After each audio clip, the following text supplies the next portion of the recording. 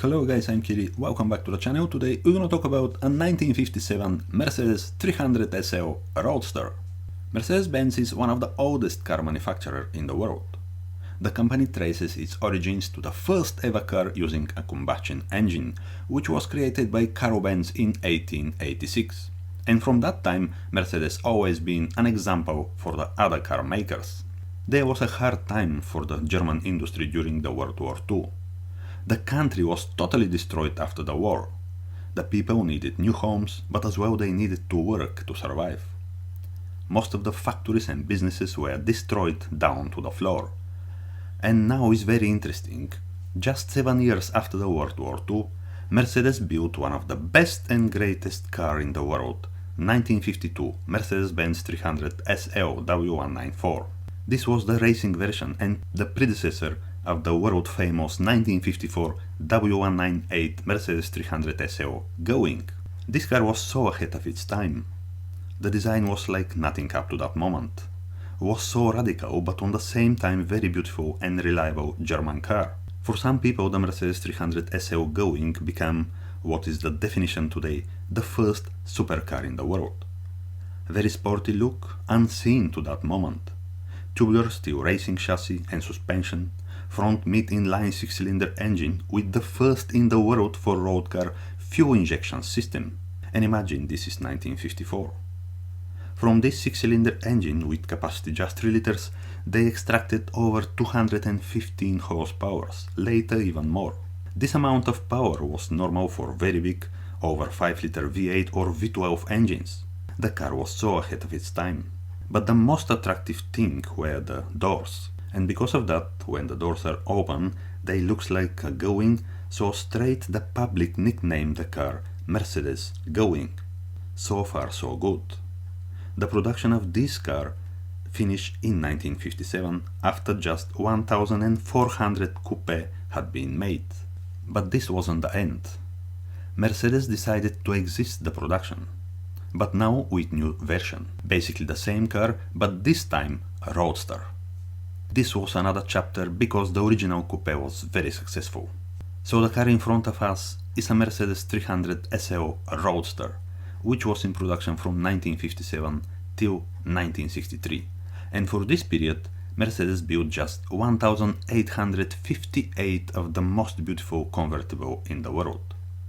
They built little bit more Roadsters than coupe, 1,858 as we said Roadsters versus 1,400 coupe. So in total, 3,258 W198 Mercedes 300 SL cars being made. SL stands for super light. Referring to that, the car has tubular steel chassis, aluminum panels and light 6-cylinder engine. But actually the car wasn't very light, compared with some Italian superleggera cars, 1,500 kilograms for the coupe and even more, 1,560 kilograms for the Roadster. But anyway, was the fastest production car in the world of its time, with maximum speed over 260 kilometers per hour or over 160 miles per hour. Mercedes 300 SL Roadster was so good. The car was like a magnet for many celebrities and famous people. Even Steve McQueen bought one and later he said was one of his favorite car ever. But was as well very expensive. Just under $11,000 US. Even compared with $7,000 coupe version, the Roadster was very expensive. If we put the list with the most famous people who had been owning Mercedes 300 SL coupe or Roadster, we're not gonna have time to finish the video, but anyway, imagine from every country, rich people, actors, companies, dictators, kings, sports persons, you name it, the list is on and on. The convertible was presented for the first time at the Geneva 1957 Motor Show. The main market, like the coupe version, was the USA. Especially Roadsters are very well received in California. In the Roadster version we have a conventional doors instead of the Gullwing in the coupe, but this is understandable and only the way how the doors could be fitted on that time. Nowadays we can see some different design doors operated into a convertible cars, but on the end this didn't affect on the sales of this very cool car. Also, to improve the access, they lowered the door seals, because in the coupe version it's a little bit difficult to get in and out. There are other differences between the Roadster and the Coupe 300 SL. The tubular chassis, of course, was modified for the Roadster simply because it's a different conception. The Roadster has larger front fenders, different shape headlights, smaller grille, different front windscreen, obviously all top part of the car is different. Rear suspension was revised with an additional coil springs. Engine-wise, the Roadster is more powerful than the Coupe, 240 horsepower, this is 215 as we said for the Coupe, and of course Roadster has better performance. As we mentioned before, 6-inline front mid-engine, 2996cc with compression ratio 9.5 to 1 and producing 240, later 250 horsepower at 5000 rpm and 309 Nm of torque. Only Mercedes 300 SL was available with 4-speed manual transmission. Front suspension is with wishbones, rear swing axle.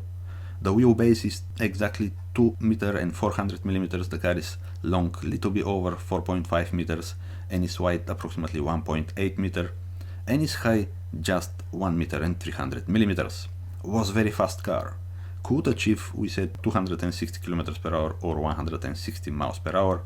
Acceleration from 0 to 100 km per hour or 62 miles per hour, just over 7 seconds.